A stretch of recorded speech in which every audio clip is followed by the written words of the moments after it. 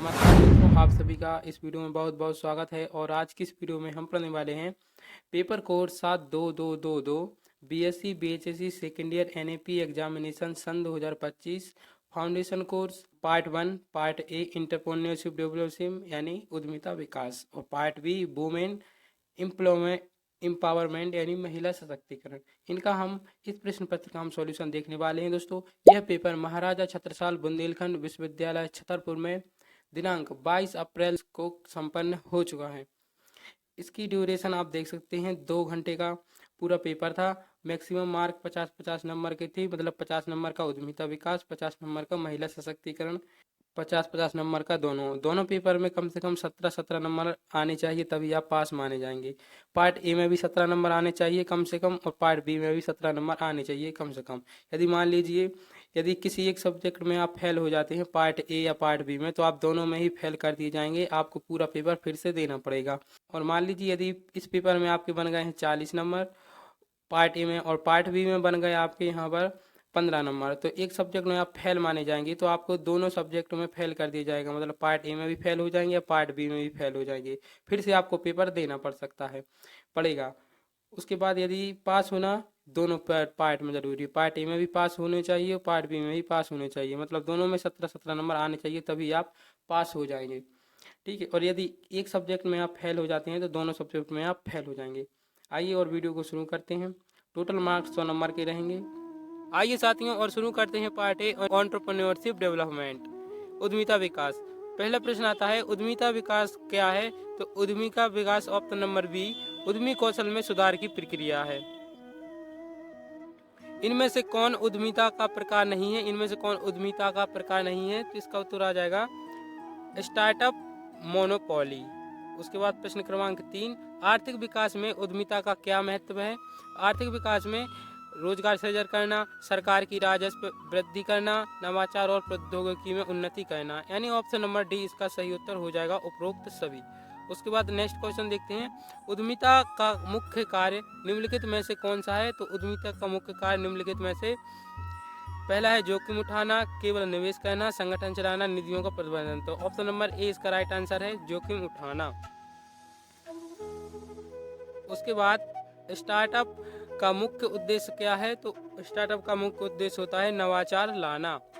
And उसके बाद हम अगला प्रश्न देखते हैं, स्टार्टअप प्रक्रिया में पहला कदम क्या है? तो स्टार्टअप प्रक्रिया में पहला कदम क्या होता है? उत्पाद विकास, बाजार अनुसंधान, पूंजी जुटाना, टीम बनाना। तो साथियों इसका प्रश्न हो जाएगा, आपका प्रश्न क्रमांक 6 का हो जाएगा बाजार अनुसंधान, यानी ऑप्शन नंबर बी इसका सही आंसर हो जाएगा। उसके बाद उद्यमिता के लिए नव प्रवर्तन है तो आवश्यक है, उद्यमिता के लिए नव प्रवर्तन आवश्यक है।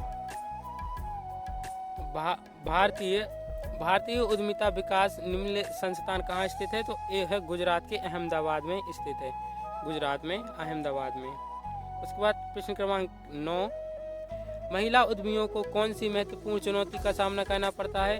पूंजी की कमी, लिंग भेदभाव, अनुभव की कमी, यानी ऑप्शन नंबर डी उपरोक्त सभी।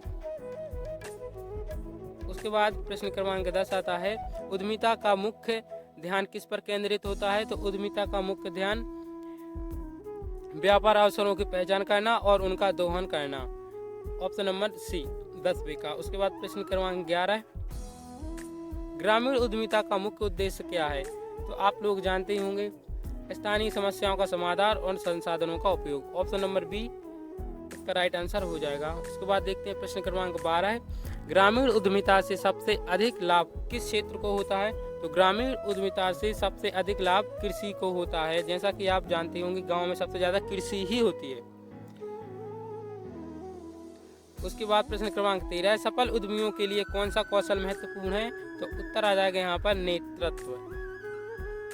उसके बाद 14, स्टार्टअप प्रक्रिया में क्या शामिल है? तो स्टार्टअप प्रक्रिया में विचार, वित्त पोषण और निष्पादन, ऑप्शन नंबर बी। 15, स्टार्टअप प्रक्रिया में विचार निर्माण चरण के बाद कौन सा चरण आता है? बाजार परीक्षण, ऑप्शन नंबर बी इसका राइट आंसर हो जाएगा 15 का बाजार परीक्षण। उसके बाद अगला प्रश्न आता है प्रश्न 16, परियोजना अवसर के चयन में आवश्यकता होती है। तो इसका आपका उत्तर हो जाएगा ऑप्शन नंबर सी, अनुभव एवं मस्तिष्क दोनों का उपयोग। देखिए इसमें कैसे होगा, अनुभव भी होना चाहिए अच्छा खासा, और मस्तिष्क मतलब अच्छी सोच रखनी चाहिए, सकारात्मक सोच। मस्तिष्क का उपयोग मतलब सोच से है। उसके बाद परियोजना निम्नलिखित में से संबंधित नहीं होती, तो इसका आप हो जाएगा नव प्रवर्तन, जोखिम, कल्पना शक्ति, सृजनता। इसमें आ जाएगा नव प्रवर्तन, ऑप्शन नंबर ए। उसके बाद प्रश्न 18, परियोजना तैयार की जाती है साहसी द्वारा, नव प्रवर्तन द्वारा, तो उपरोक्त सभी, प्रबंधकों द्वारा, उपयुक्त सभी, ऑप्शन नंबर डी। उसके बाद 19, परियोजना मूल्यांकन के कितने चरण होते हैं, तो परियोजना मूल्यांकन के 4 चरण होते हैं। प्रश्न क्रमांक 20, परियोजना को के तैयार करने पर व्यय किया गया धन क्या कहलाता है, तो व्यय। इसका आंसर हो जाएगा ऑप्शन नंबर ए, व्यय। उसके बाद प्रश्न क्रमांक 21, व्यवसाय विचारों के स्रोत का मुख्य कदम क्या है, बाजार सर्वेक्षण करना, स्टार्टअप विचार उत्पन्न करना, व्यापार योजना लिखना, बाहरी मूल्यांकन प्राप्त करना। इसका आपका राइट आंसर हो जाएगा ऑप्शन नंबर हो जाएगा बी, यानी स्टार्टअप विचार उत्पन्न करना। उसके बाद प्रश्न क्रमांक 22, व्यापार योजना या परियोजना प्रस्ताव लिखना क्यों महत्वपूर्ण है, तो इसमें आ जाएगा आपका व्यक्तिगत उपयोग के लिए, दूसरा परियोजना सामग्री समझने के लिए, तीसरा बाहरी एजेंसियों को प्रस्तुत करने के लिए। तो इसका आ जाएगा ऑप्शन नंबर डी, उपरोक्त सभी। उसके बाद डीपीआर का पूर्ण रूप क्या है, तो डिजिटल परियोजना रिकॉर्ड, ऑप्शन नंबर बी। उसके बाद नवाचार और रचनात्मकता में मुख्य अंतर है, तो उसका हो जाएगा ऑप्शन नंबर ए। नवाचार कुछ नया बनाने को संदर्भित करता है, जबकि रचनात्मकता मौजूद विचारों को सुधारने का काम करती है। उसके बाद 25, व्यापार विचारों के स्रोतों में से कौन सा नहीं है, तो आ जाएगा ऑप्शन नंबर डी, मौसम की परिस्थितियां। उसके बाद 26, कौन सी एजेंसियां परियोजना प्रस्तुतियों का मूल्यांकन करती हैं, तो वित्तीय और गैर वित्तीय दोनों संस्थान। उसके बाद 27, निम्नलिखित में से क्या परियोजना प्रस्ताव का हिस्सा नहीं है, इसका आ जाएगा अप्रासंगिक वित्तीय डेटा, ऑप्शन नंबर आ जाएगा यहाँ पर सी। उसके बाद प्रश्न क्रमांक 28 आता है, निम्नलिखित में से कौन व्यवसाय विचारों का स्रोत नहीं है, तो इसमें आपका आ जाएगा ऑप्शन नंबर मौजूदा व्यवसायों की नकल करना, ऑप्शन नंबर डी इसका राइट आंसर हो जाएगा। उसके बाद डीपीआर है, तो डीपीआर क्या है, एक कार्य योजना है, कार्य योजना। परियोजना प्रतिवेदन ... से संबंधित तथ्यों का सारांश है, तो इसमें आपका आ जाएगा परियोजना, ठीक है, ऑप्शन नंबर बी। उसके बाद 31, परियोजना प्रतिवेदन में सम्मिलित होता है, तो परियोजना प्रतिवेदन निर्माण प्रक्रिया, लाभ की गणना, वस्तु की बाजार स्थिति, यानी ऑप्शन नंबर डी, उपयुक्त सभी इसका आंसर हो जाएगा। उसके बाद 32, परियोजना का आरंभिक मूल्यांकन खालिस्तान द्वारा किया जाता है, तो प्रवर्तकों द्वारा किया जाता है, ऑप्शन नंबर सॉरी इसका व्यवहारिता भी हो सकता है आंसर, इसका हम सेकंड वाला कर देते हैं, ऑप्शन नंबर बी, व्यवहारता। उसके बाद 33, अभिप्रेरणा एक प्रक्रिया है, तो यह एक अभिप्रेरणा यानी मोटिवेशन एक मनोवैज्ञानिक प्रक्रिया है। जिला उद्योग केंद्र एक जिला स्तरीय संस्था है। प्रधानमंत्री रोजगार योजना को नोडल एजेंसी है, तो इसका आ जाएगा जिला व्यापार एवं उद्योग केंद्र। 36, प्रधानमंत्री रोजगार योजना के अंतर्गत पात्रता की शर्त है कक्षा 8 उत्तीर्ण शिक्षित बेरोजगार होना चाहिए, जिला रोजगार कार्यालय में पंजीकृत होना चाहिए, उपरोक्त सभी, ऑप्शन नंबर डी इसका उत्तर हो जाएगा। उसके बाद 37, रानी दुर्गावती स्वरोजगार योजना संचालित है, तो ये अनुसूचित जाति तथा अनुसूचित जनजाति के हेतु संचालित है, ऑप्शन नंबर सी। उसके बाद 38, राज्य सरकार लघु उद्योगों हेतु अनुदान देती है, तो इसमें तकनीकी ज्ञान हेतु, ब्याज हेतु, यानी उपयुक्त सभी, परिवहन हेतु, उपयुक्त सभी, ऑप्शन नंबर डी। जिला उद्योग केंद्र का प्राथमिक कार्य क्या है, जिला उद्योग केंद्र का प्राथमिक कार्य होता है बी, ग्रामीण क्षेत्रों में रोजगार प्रदान करना, ऑप्शन नंबर बी, ग्रामीण क्षेत्रों में रोजगार प्रदान करना। उसके बाद जिला व्यापार एवं उद्योग केंद्र की स्थापना ... में की गई, तो 1978 में की गई। जिला उद्योग केंद्र खालिस्तान की धुरी है, तो औद्योगिक विकास एवं कृषि विकास दोनों की धुरी है, option number C, A and B उत्तर हो जाएगा, ऑप्शन नंबर सी। उसके बाद 42 प्रश्न 42 का मध्य प्रदेश वित्त निगम का प्रधान कार्यालय कहाँ स्थित है? तो मध्य प्रदेश का वित्त निगम का प्रधान कार्यालय इंदौर में स्थित है। निम्नांकित में से कौन सी उद्यमिता नियामक संस्था नहीं है? तो इसका आपका हो जाएगा जिला व्यापार एवं उद्योग केंद्र, जिला रोजगार कार्यालय, प्रदूषण नियंत्रण मंडल, खाद्य एवं प्रौद्योगिकी। इसका आपका आ जाएगा जिला रोजगार कार्यालय, ऑप्शन नंबर बी। उसके बाद 44 कौन सी योजना महिला उद्यमियों को वित्त प्रदान करने पर केंद्रित है? इसका आ जाएगा स्टैंड अप इंडिया। MSME का पूर्ण रूप क्या है? पूर्ण रूप है तो इसका आपका आ जाएगा ऑप्शन नंबर बी, सूक्ष्म लघु मध्यम उद्योग। ऑप्शन नंबर बी इसका सही उत्तर हो जाएगा। SIDBI का पूरा नाम, तो SBIDBI का पूरा नाम हो जाएगा, इसमें से हो जाएगा आपका यहाँ पर, तो ऑप्शन नंबर सी इसका राइट आंसर हो जाएगा, भारत का लघु निवेश विकास बैंक। उसके बाद खादी एवं ग्रामीण उद्योग की स्थापना कहाँ की गई? तो खादी एवं ग्रामीण उद्योग की स्थापना दिल्ली में की गई, सॉरी मुंबई, इसका राइट आंसर हो जाएगा, मुंबई में की गई थी और 1956 में की गई। उसके बाद नेक्स्ट क्वेश्चन आता है 48 दीनदयाल रोजगार योजना कब आरंभ हुई थी? तो दीनदयाल रोजगार योजना सितंबर 2004 में लागू हुई थी, सितंबर 2004। ऑप्शन में सितंबर नहीं है तो अगस्त 2004 भी चलेगा। स्व सहायता समूह का प्राथमिक उद्देश्य क्या है? तो इसका आपका हो जाएगा समूह बचत और सूक्ष्म क्रेडिट बढ़ावा देना, समूह बचत और सूक्ष्म क्रेडिट को बढ़ावा देना, ऑप्शन नंबर बी। उसके बाद 50 एक बिजनेस इंक्यूबेटर का कार्य क्या है? तो इसमें आ जाएगा नए व्यवसाय को समर्थन प्रदान करना, ऑप्शन नंबर सी। उसके बाद हमने यहाँ पर 50 प्रश्न हल कर लिए हैं एंटरप्रेन्योरशिप डेवलपमेंट के। अब हम देखते हैं पार्ट बी और अब हम देखते हैं पार्ट बी वुमेन एम्पावरमेंट यानी महिला सशक्तिकरण। उसके बाद 51 क्वेश्चन आता है वैदिक काल में महिलाओं से संबंधित कौन सी प्रथा प्रचलित नहीं थी? तो इसमें बाल विवाह आ जाएगा। उसके बाद 52 भारतीय समाज में महिलाओं की स्थिति निम्न में से किस युग से सर्वश्रेष्ठ थी? सर्वश्रेष्ठ इसका आ जाएगा वैदिक युग, ऑप्शन नंबर ए।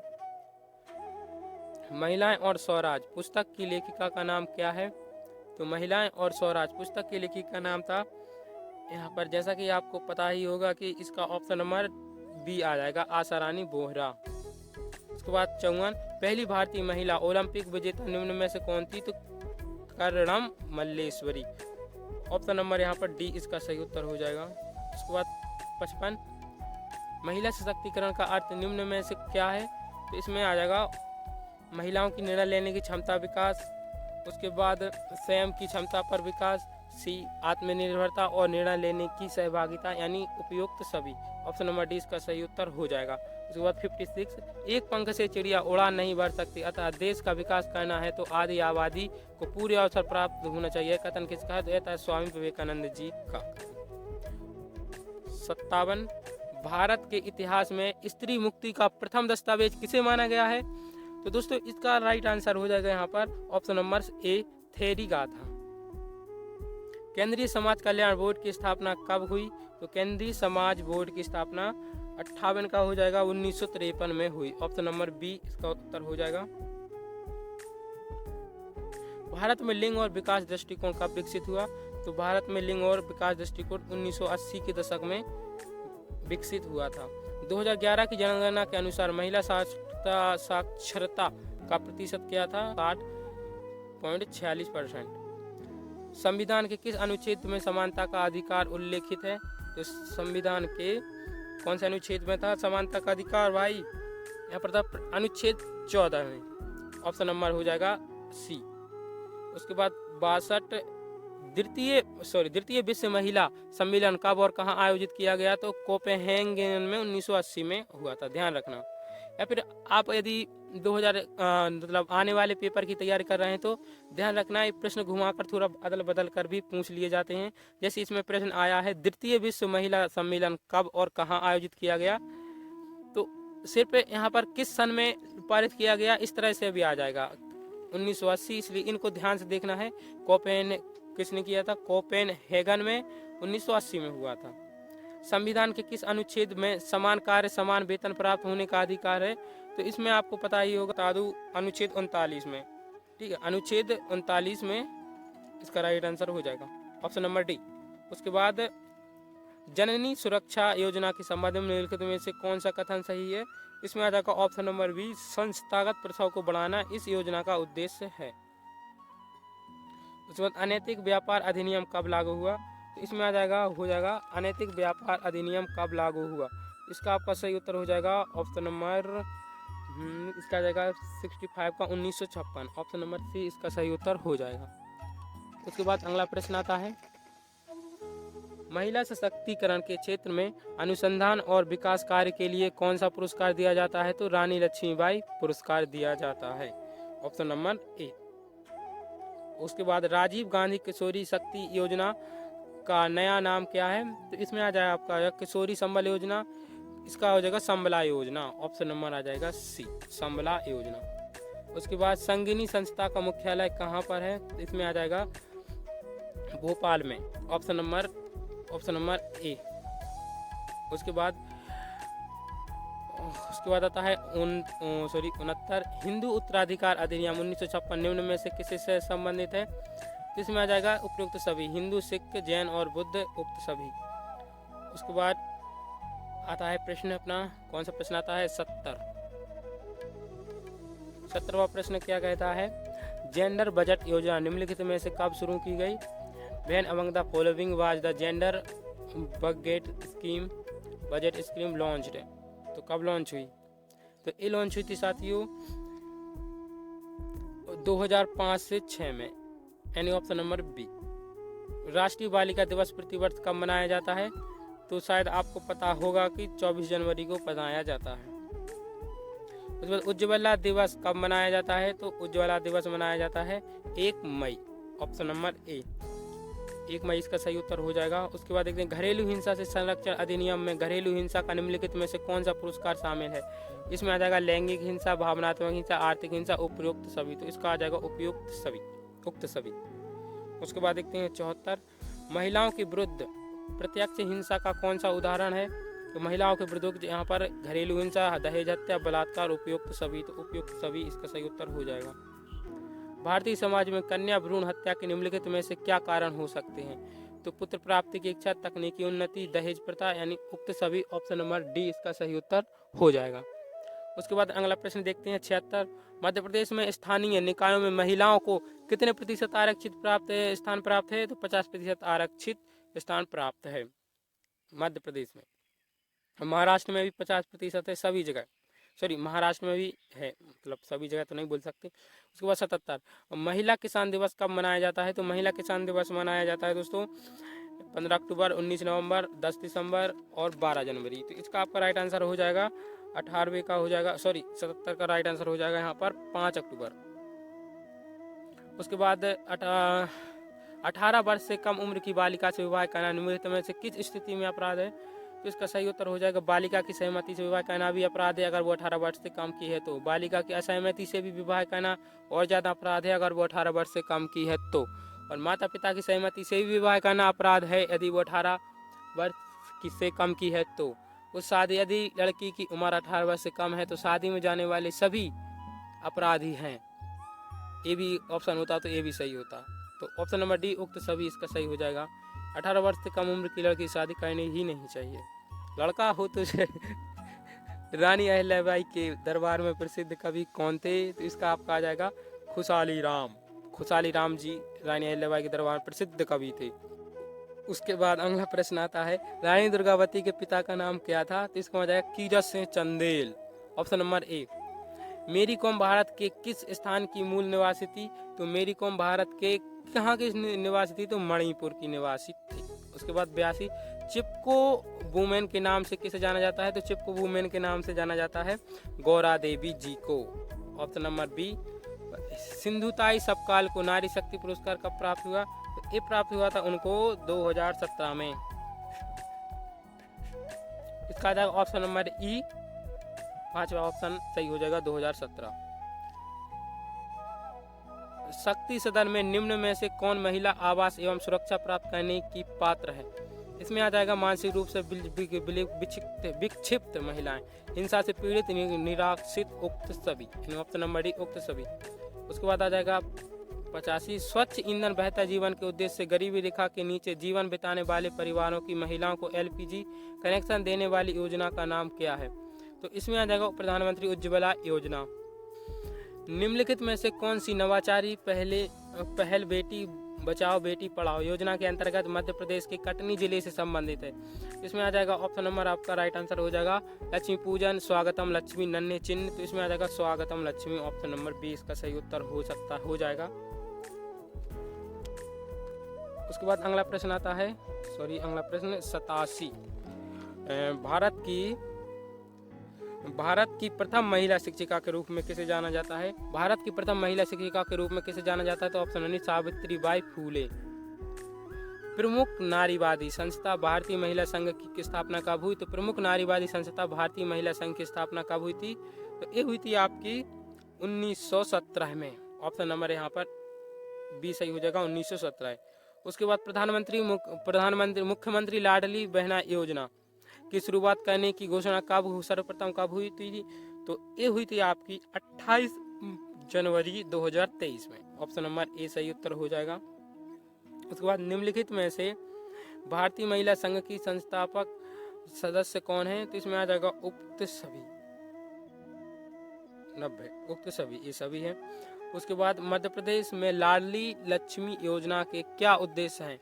मध्य प्रदेश में बालिका जन्म के प्रति जनता में सकारात्मक सोच सही है, लिंगानुपात सुधार ये भी सही है, बालिकाओं के शैक्षणिक स्तर तथा स्वास्थ्य की स्थिति में सुधार ये भी सही है। उसके बाद डी ऑप्शन नंबर सही हो जाएगा उक्त सभी। उसके बाद 92, राष्ट्रीय महिला सशक्तिकरण नीति कब लागू हुई? तो राष्ट्रीय महिला सशक्तिकरण नीति लागू हुई थी सन 2001 में, ऑप्शन नंबर बी इसका सही उत्तर हो जाएगा। और उसके बाद हम अगले प्रश्न की ओर चलते हैं। अगला प्रश्न आता है 93 यानी 93, भारतीय समाज में महिला की शिक्षा में अवरोध के प्रमुख कारण निम्न में से कौन से हैं? इसमें आ जाएगा बालिकाओं द्वारा छोटे भाई बहनों की देखरेख, ये भी, स्कूल का दूर होना, ये भी हो जाएगा। उसके बाद सी महिला शिक्षकों की कमी, ये भी सही हो जाएगा, यानी ऑप्शन नंबर डी इसका सही हो जाएगा उक्त सभी। उसके बाद नेक्स्ट क्वेश्चन आता है, नेक्स्ट क्वेश्चन आता है, बालिका शिक्षा को प्रोत्साहन देने के लिए सरकार निम्नलिखित में से किन उपायों को बढ़ावा दे रही है? तो इसमें आ जाएगा बालिका छात्रावास, जेंडर फ्रेंडली वातावरण, स्कूलों में आत्मरक्षा से संबंधित प्रशिक्षण, इसका आ जाएगा ऑप्शन नंबर डी उक्त सभी। उसके बाद 95, निम्नलिखित में से किन राज्यों में स्थानीय निकायों में 50% आरक्षण की व्यवस्था है? 50%। आंध्र प्रदेश में भी है, महाराष्ट्र में भी है, मध्य प्रदेश में भी है, जो अभी पहले ही प्रश्न आया था, उक्त सभी, ऑप्शन नंबर डी इसका राइट आंसर हो जाएगा। प्रधानमंत्री मातृ वंदना योजना कब लागू हुई थी? तो प्रधानमंत्री मातृ वंदना योजना हुई थी वो 1 मई 2017 में, यानी कि ऑप्शन नंबर सी इसका सही उत्तर हो जाएगा। 1 मई नहीं है तो आप 19 मई भी चलेगा। उसके बाद किसी महिला या लाडली को अप्रिय लैंगिक टिप्पणी करना, अश्लील साहित्य दिखाना, इस तरह के कार्य करने पर कितनी सजा का प्रावधान है? तो ये 3 वर्ष की सजा और जुर्माना, भारी जुर्माने का प्रावधान है। इसका आपका हो जाएगा ऑप्शन नंबर डी, ए और बी दोनों। निम्न में से महिलाओं के विरुद्ध हिंसा का अप्रत्यक्ष स्वरूप कौन सा है? तो इसमें आ जाएगा असमान वेतन, कुपोषण, पितृसत्ता, उक्त सभी। तो इसका आपका राइट आंसर हो जाएगा उक्त सभी, ऑप्शन नंबर डी इसका सही उत्तर हो जाएगा। इंदिरा नूई का जन्म कब हुआ था? तो इंदिरा नूई का जन्म हुआ था 28 अक्टूबर 1955 को, 28 अक्टूबर 1955। उसके बाद मध्यकाल में महिलाओं की स्थिति में से संबंधित कौन सी प्रथा प्रचलित थी? तो पर्दा प्रथा, देवदासी प्रथा, सती प्रथा, उक्त सभी। तो ऑप्शन नंबर डी हो जाएगा उक्त सभी। तो इस तरह से दोस्तों हमने पूरे प्रीवियर का सॉल्यूशन देखा है। और यदि वीडियो को पसंद आई तो वीडियो को लाइक जरूर करें और चैनल को सब्सक्राइब करें। और यदि आप अपने पेपर का सॉल्यूशन चाहते हैं, तो किसी भी पेपर का सॉल्यूशन चाहते हैं, first year, second year, third year, fourth year, तो आप हमें उक्त दिख रहे स्क्रीन पर नंबर पर आप हमें मैसेज कर दीजिए। और मुझे इंस्टाग्राम पर फॉलो अवश्य कीजिए, मैं वहाँ पर रिप्लाई भी करूँगा। तो कोई भी प्रश्न हो तो आप मुझे इंस्टाग्राम पर मैसेज कीजिए।